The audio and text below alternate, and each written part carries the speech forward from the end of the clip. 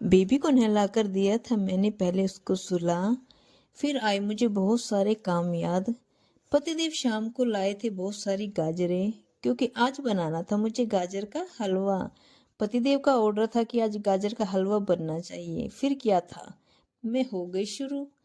पहले सारी गाजरों को अच्छे से छीला, फिर उसके दोनों कोनों को मैंने काटा। फिर उस सारी गाजरों को अच्छे से मैंने धो लिया।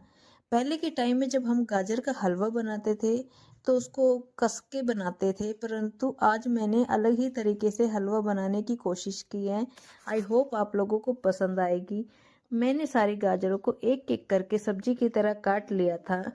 ये देखिए, कुकर में बिल्कुल सब्जी की तरह ही मैंने छोटे बड़े टुकड़ों में काट लिया था। फिर मैं चली गई थी रसोई में।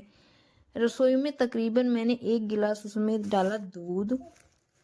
दूध डाल के थोड़ा सा हिला के फिर मैंने उसमें ढक्कन लगाया, अच्छे से सेट करके कुकर में ढक्कन लगा के गैस पे मैंने उस कुकर को दिया था चढ़ा।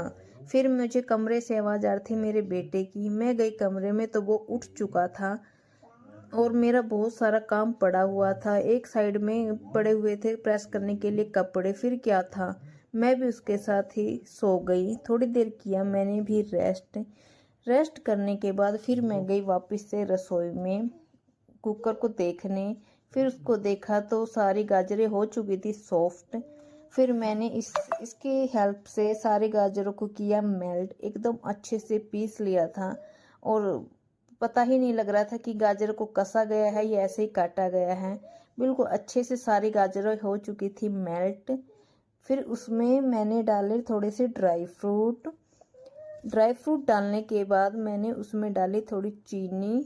चीनी डालने के बाद डाला एक या 2 चम्मच घी।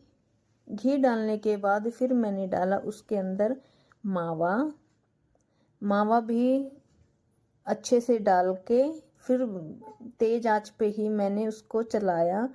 तब तक चलाया जब तक वो अच्छी तरह से मेल्ट नहीं हो गया। मेल्ट होने के बाद देखिए हमारा गाजर का हलवा रेडी।